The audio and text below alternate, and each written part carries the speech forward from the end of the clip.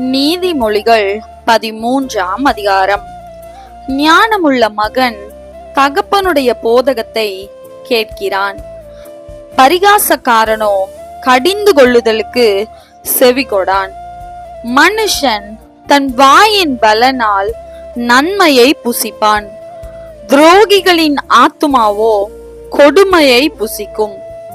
தன் வாயை காக்கிறவன் தன் பிராணனை காக்கிறான். தன் உதடுகளை விரிவாய் திறக்கிறவனோ கலக்கம் அடைவான். சோம்பேறியுடைய ஆத்துமா விரும்பியும் ஒன்றும் பெறாது.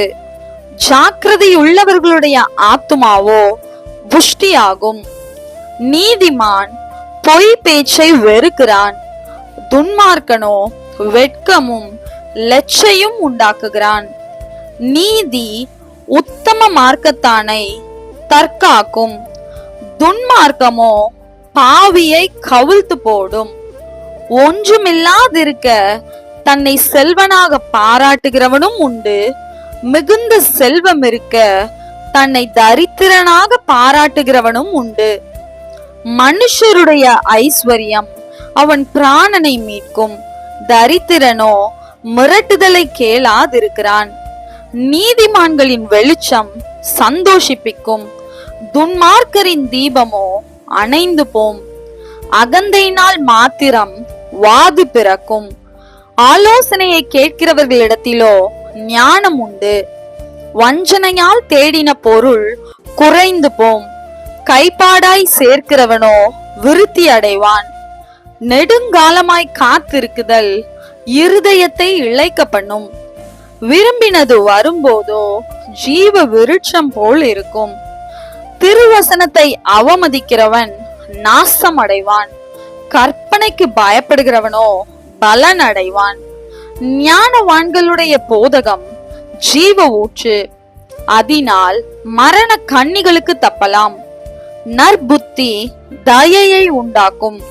துரோகிகளுடைய வழியோ கரடு முரடானது. விவேகியானவன் அறிவோடு நடந்து கொள்ளுகிறான். மூடனோ தன் மூடத்தனத்தை வெளிப்படுத்துகிறான். துரோகமுள்ள தூதன் தீதிலே விழுவான். உண்மையுள்ள ஸ்தானாதிபதியோ ஔஷதம்.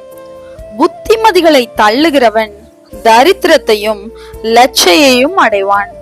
கடிந்து கொள்ளுதலை கவனித்து நடக்கிறவனோ கனம் அடைவான்.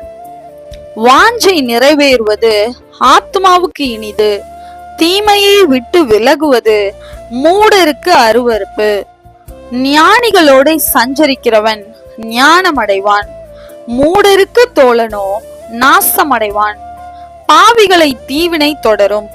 நீதிமான்களுக்கோ நன்மை பயனாக வரும். நல்லவன் தன் பிள்ளைகளின் பிள்ளைகளுக்கு சுதந்திரம் வைத்து போகிறான். பாவியின் ஆஸ்தியோ நீதிமானுக்காக சேர்த்து வைக்கப்படும். ஏழைகளின் வயல் மிகுதியான ஆகாரத்தை விளைவிக்கும். நியாயம் கிடையாமல் கெட்டு போகிறவர்களும் உண்டு. பிரம்பை கையாடாதவன் தன் மகனை பகைக்கிறான். அவன் மேல் அன்பாய் இருக்கிறவனோ அவனை ஏற்கனவே தண்டிக்கிறான். நீதிமான் தனக்கு திருப்தியாக புசிக்கிறான். துன்மார்க்கருடைய வயிறோ பசித்திருக்கும்.